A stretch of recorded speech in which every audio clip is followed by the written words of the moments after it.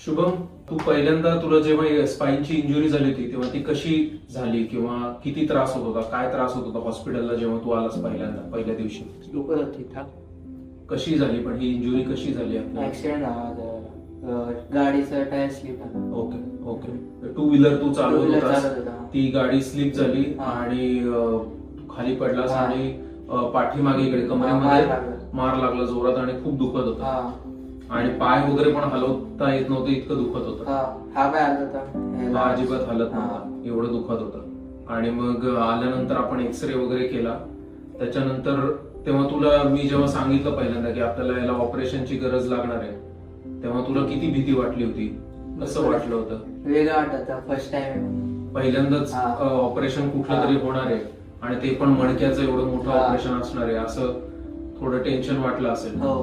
पण त्याच्यानंतर ऑपरेशन वगैरे तुझा अनुभव कसा होता? म्हणजे इथे ऍडमिशन झाल्यापासून तुला सगळे डॉक्टरांनी बघितलं, सिस्टरांनी बघितलं, आपल्या ओटीचे जे स्टाफ आहेत त्यांनी बघितलं, तर तुला कसं वाटलं? कसा चांगलं एक्सपिरियन्स होता? चांगलं. व्यवस्थित झालं? चांगलं. तुला सगळ्यांनी हा. तुला आराम वाटेल, तुला चांगलं वाटेल असं हो. व्यवस्थित सगळे बोलले, हा. सगळ्यांनी काळजी घेतली.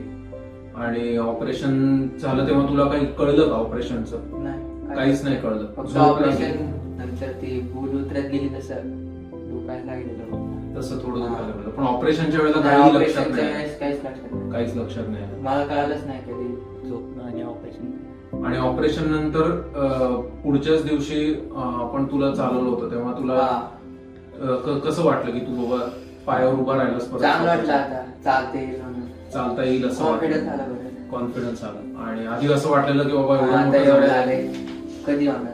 कधी होणार असं वाटतं. बरोबर. आणि आता आपण आज टाके काढले आणि सुरुवातीला आपण थोडे दिवस वॉकर सोबत चालत होतो. हो. आज बिना वॉकरचं चाललं, तर कसं वाटलं आता? चांगलं वाटतं. कॉन्फिडन्स आला अजून? फुल. ओके. एकदा आम्हाला खुर्चीतनं उठून चालून दाखवणार? हा. चप्पल राहू दे तशीच. चालेल.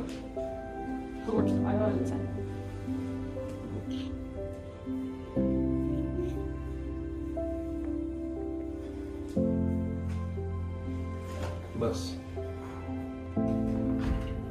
कोणाच्याही मदतीशिवाय, कोणाचाही हात न पकडता जर तुला व्यवस्थित चालता येत आहे, तर आता तुला कॉन्फिडन्स आहे की तू हो. तुझ्या कॉलेजला परत जाऊ शकशील, सगळ्या ऍक्टिव्हिटी हा. करू शकशील, रिकव्हरी झाली की हळूहळू तुझ्या स्पोर्ट्स ऍक्टिव्हिटीजला तू जाऊ शकशील, हो. सगळं व्यवस्थित करू शकतोस. हो.